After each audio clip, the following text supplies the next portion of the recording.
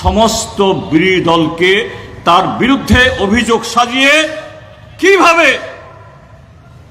মোদী সরকারের দুর্নীতির বিরুদ্ধে যে প্রতিবাদী কণ্ঠ একে রোখা যায়, একে দমন করা যায়, এই ব্যবস্থা করেছে। আরেকদিকে আতঙ্কের একটা পরিবেশ। তাহলে কারো বিরুদ্ধে যদি অভিযোগ উঠলেই তাকে জেলে পড়তে হবে, তাহলে আজকে নির্বাচনী বন্ড বা ইলেকটোরাল বন্ড নিয়ে সুপ্রিম কোর্ট আজকে রায় দিয়েছে। কি রায়? যে আইন তৈরি হওয়ার সময়তে গোটা সংসদে প্রতিবাদ উঠেছিল। ভারতবর্ষের তৎকালীন রিজার্ভ ব্যাংকের গভর্নর তিনি প্রতিবাদ করেছিলেন। দেশের সমস্ত পতিতদশা অর্থনীতিবিদরা এগুলাকে বৃদ্ধাঙ্গুষ্ঠ দেখিয়ে এই মোদী সরকার এই আইন তৈরি করেছেন 2017 সালে। 7 বছরের বেশি এটা নিয়ে বহুত তর্ক বিতর্ক চর্চা হওয়ার পর সর্বশেষ গত ফেব্রুয়ারি মাসের 15 তারিখে সুপ্রিম কোর্ট রায় দিয়েছে এই আইন সংবিধান পরিপন্থী, সংবিধান বিরোধী।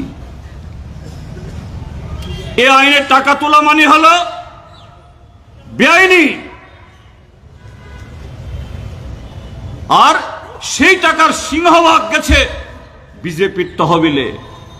আর সেই তহবিলের টাকায় এই ধর্মনগর শহরেও বিজেপির জেলা অফিস তৈরি হয়েছে, এই যে পানিসাগর রাস্তাতে, এরকম দেশের সমস্ত জেলাতে।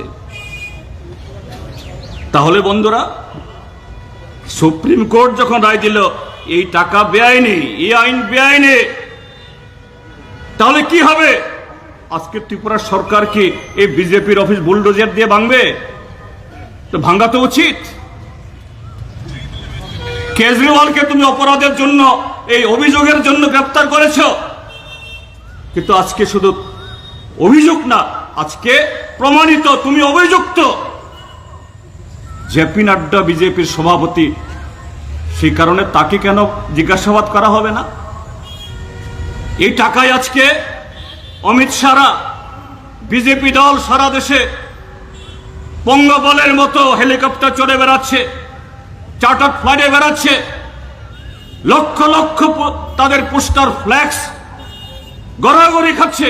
কার টাকা?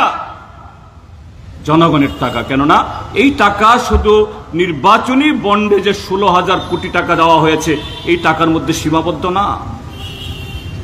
এই 16,000 কোটি টাকা কারা দিয়েছেন? দেশের ঔষধ কোম্পানি, বড় বড় কন্ট্রাক্টর, বড় বড় সাপ্লায়ার, লক্ষ লক্ষ কোটি টাকার বরাত তারা নিয়েছেন।